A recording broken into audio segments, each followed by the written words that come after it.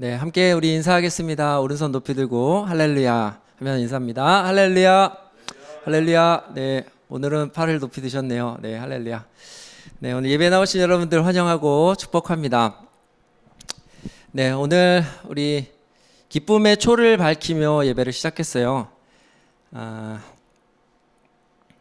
기쁨의 예수님이라는 제목으로 함께 말씀을 나누려고 합니다.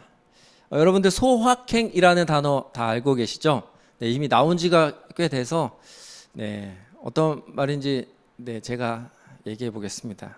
맞는지 아닌지 확인해 보세요. 소소하지만 확실한 행복 맞나요? 네, 소소하지만 확실한 행복. 이거를 우리는 줄여서 소확행이라고 이야기를 합니다. 사람들은요, 바쁜 일상, 또 무료하고 재미없는 또 이런 지친 이런 상황에서 내가 행복을 찾기를 원해요. 행복을 찾기를 원합니다. 그래서 이 소확행이 나온 의미도 아마 그럴 것 같아요. 회사원들이나 일상의 반복과 지루하고 지쳐서 그냥 이렇게 다 풀어져 있는 그런 이런 상황에서 소소하지만 그래도 확실한 작은 그 행복을 추구하려는 그런 마음들이 많이 생겨난 것 같아요. 그래서 작은 행복이라도 그 안에서 기쁨을 찾고 싶어 한다는 것이죠. 이 행복, 또 기쁨, 이런 같은 우리가 느낄 수 있는 비슷한 감정인데, 제가 기쁨에 대해서 한번 찾아봤어요. 오늘 주제가 또 기쁨에 대한 이야기인데, 기쁨에 대해서 찾아봤더니 어떠한 것을 내가 바라는 그런 마음이 혹은 그런 욕구가 충족되었을 때에 느껴지는 감정. 좀 어려웠죠? 다시요. 쉽게 말해서 욕구가 충족되었을 때 사람이 느끼는 감정을 기쁨이라 그러는 거예요. 그러니까 우리에게 뭐 3대 욕구가 있다 그러는데 그런 것들을 우리가 욕구가 해결이 되었을 때 우리 안에 기쁨이 생겨난다는 것입니다. 우리가 세상을 바라보면은 기쁨을 얻기 위해서 이러한 것들을 해요. 우리의 지위가 높아지길 원하고, 혹은 내 재물이, 내 재산이, 내 재정이 좀 이렇게 여유 있게. 아까도 우리가 잠깐 이렇게 교재에 나누었었지만, 이렇게 부족함 없이, 이렇게 부족함 없이 풍성한 그런 삶이 풍성하게 우리의 재물이 있다면 기뻐하지 않을까? 또 이런 생각을 합니다. 혹은 내게 권력이 있어요. 사람을 좌지우지할 수 있는 어떤 힘이 있어. 이럴 때도 아마 사람 안에 기쁜 그런 감정들이 있을 것 같아요. 그리고 좀 더 우리가 가까이 생각해 본다면 대학을 입시를 성공해서 이제 좋은 대학에 원하는 곳에 갔거나, 혹은 취업을 했어요. 내가 원하는 직장에 취업을 하게 됐을 때, 혹은 우리라 그러면 저는 안 될 것 같아요. 연애가 바라던 연애가 저는 결혼했기 때문에 연애를 하면 안 되죠. 우리가 이제 연애를 하고 싶어 하시는 분들, 이성교제를 원하시는 분들이 그것이 이루어졌을 때 우리 안에서 느껴지는 그 감정, 기쁨이란 감정이 생겨난다는 것입니다.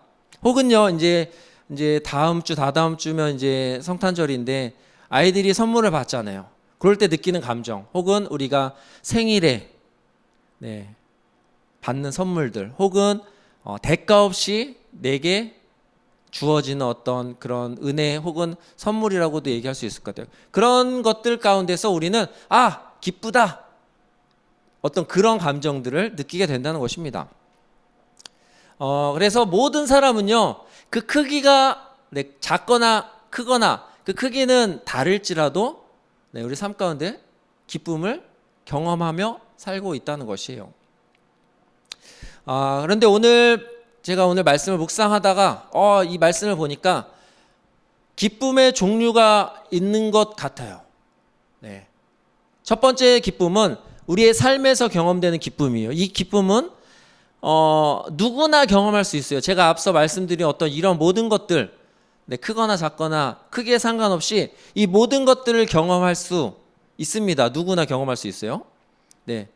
굳이 나누자면 그리스도인이든 그리스도인이 아니든지 누구나 경험할 수 있는 기쁨이에요. 그런데 오늘 말씀을 보니까 그리스도인들만 경험할 수 있는 기쁨이 있다는 것입니다. 네, 이 기쁨은 누구나 경험할 수가 없어요. 네.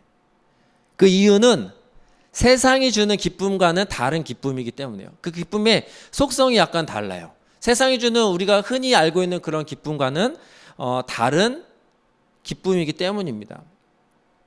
오늘 말씀 1절에 보니까 주 안에서 네, 1절이 아니죠. 오늘 첫 절 빌립보서 4장 4절에 보니까 주 안에서 항상 기뻐하라라고 말씀하고 계세요. 우리가 여기서 집중 좀 생각해 볼 단어는요, 주 안에서라는 것입니다. 네. 빌립보서가 기록되면서 기뻐하십시오 그냥 이렇게 얘기할 수도 있어요. 그러면은 저희가 아까 말씀드린 어떤 세상적인 기쁨, 그리스도인들만이 경험할 수 있는 그런 기쁨 상관없이, 어떤 기쁨이든 상관없이 뭐 기뻐하십시오 이렇게 될 수도 있는데, 오늘 앞에 조건이 붙었어요. 주 안에서 항상 기뻐하라는 것입니다. 이 주 안에서라는 표현은요, 내가 지금 그 기뻐하는 대상이 지금 어디에 속해 있는지를 알려주고 있는 거예요. 정체성을 확인해야 된다는 것이죠. 주 안에서 기뻐한다는 것은. 우리가 사는 이 지구는 되게 많은 나라들이 있잖아요. 세계에 여러 나라들이 있고, 또 우리나라만 해도 이미 지방자치가 시작된 지 꽤 됐죠. 그래서 여러 지방들이 있어요. 그런데 각 나라들 그 지방들마다 다 규칙이 달라요. 규칙이 달라요. 그래서 각자 속한 대로, 그 나라에 속한 사람은 그 나라의 규칙대로, 어떤 지방에 속한 사람은 그 지방에 속한 그 지방의 규칙대로 살아야 합니다. 네. 그래서 그리스도인은요, 그리스도 안에서 그 속해 있을 때에 그 정체성이 나타난다는 거예요. 예수님께서 우리에게 주신 그 규칙대로 우리가 살아갈 때에 그 사람은 그때 그리스도인이라고 우리가 부를 수가 있는 거예요. 그러니까 우리나라에 사는 사람을 우리가 뭐라 부르죠? 우리나라 사람, 한국인 이렇게 얘기하잖아요. 그 안에 그 나라의 정체성을 가지고 사는 사람에게 누구누구 어떤 사람, 어떤 인 이렇게 우리가 붙이듯이 그리스도 안에 속한 자만이 우리가 그리스도인이라고 표현을 하는 거예요. 근데 오늘 주 안에서 기뻐하라는 이 표현, 주 안에서 기뻐하라는 것은 주님 안에 속해 있을 때에 그 기쁨을 주실 텐데, 그 기쁨이 세상과 주는 다른 기쁨, 그 기쁨이 있다는 것이죠. 그래서 그리스도 안에 속해 있을 때 하나님이 주시는 그런 특별한 기쁨을 맛보게 됩니다. 로마서 8장 2절 말씀에 이렇게 기록이 되어 있어요. 이는 그리스도 예수 안에 있는 생명의 성령의 법이 죄와 사망의 법에서 너를 해방하였습니다. 아멘. 하나님의 법이 있어요. 그 하나님의 다스림 안에 있어야 그 안에서만 누릴 수 있는 것들을 누릴 수 있다는 거예요. 요즘에 K 컬처가 되게 유행이죠. 저도 외국에 많이는 나가보지 못했는데 나갈 때와 들어올 때가 달랐어요. 항상. 갈 때는 이제 그냥 설레이는 마음을 갔는데 막상 가보니까 우리나라가 너무 잘 사는 거예요. 그리고 공항에 다시 와서 지하철을 타면서 느끼죠. 야, 우리나라 좋은 나라구나. 이렇게 몇 번을 경험을 했는데 그때마다 그런 것들을 좀 느꼈어요. 어떻게 보면 이런 것들이 이제 일반 세상 사람들이 느낄 수 있는 어떤 작은 기쁨일 수도 있는데, 중요한 거는 하나님의 다스림 안에 있어야 오늘 말씀 4절에 이야기한 것처럼 그 주 안에서 기뻐하라라는 그 명령의 그 기쁨을 맛볼 수 있다는 것입니다. 기쁨에는 종류가 여러 가지 있어요. 우리가 앞서 말한 그 세상적인 기쁨 말고 그리스도 안에서 우리가 누릴 수 있는 기쁨들이 여러 가지가 있는데, 아마 우리 감리교회에서 신앙생활을 해보신 분들 혹은 신학에 관심이 있으셔서 그런 책들을 좀 보신 분들은 아실 거예요. 우리에게 이미 경험된 영적인 기쁨들이 많이 있습니다. 칭의, 의롭다 하실 때 우리가 느끼는 그 기쁨이 있어요. 경험하셨죠? 좀 더 앞으로 가볼까요? 중생의 기쁨이 있습니다. 중생. 우리가 변화돼서 이제 새롭게 되었어. 생명을 가졌어. 이럴 때 기쁨. 혹은 우리가 아이러니하게도 내가 하나님께 죄를 뉘우치는 그 고백하는 그 회개의 그런 과정에서도 우리에게 기쁨이 주어져요. 좀 신기하죠? 그다음에 영적인 어떤 은사들도 여러 가지 있습니다. 이러한 것들, 이러한 과정 속에서 우리는 기쁨을 경험하게 됩니다. 그런데 이 기쁨들은 아까 말씀드린 것처럼 세상과는 다른 맛의 종류의 기쁨이에요. 그런데 오늘 제가 말씀드리고자 하는 가장 중요한 기쁨 중에 가장 큰 기쁨이 무엇일까요? 바로 구원의 기쁨이라는 것입니다. 내가 하나님의 자녀가 되었어요. 그리고 내가 하나님의 영으로 새롭게 되었어. 그리고 죄에 빠져 살던, 죄가 있는지조차도 몰랐던 그 삶이 하나님의 형상으로 매일매일 변화되는 그런 성화의 길을 걸어가는 길을 시작하게 되는 것, 구원의 기쁨이 우리 안에 있다는 것입니다. 이것이 바로 그리스도인들만이 경험할 수 있는 기쁨이라는 것이에요. 이 큰 기쁨을 누리는 세 가지 방법을 함께 나누고 말씀을 좀 정리하고 싶습니다. 오늘 본문에 나와 있는 방법들인데요. 첫 번째, 염려하지 말라는 것이에요. 염려하지 말라. 두 번째는 모든 일에 기도와 간구할 것. 세 번째는 구할 것은 감사함으로 아뢰라.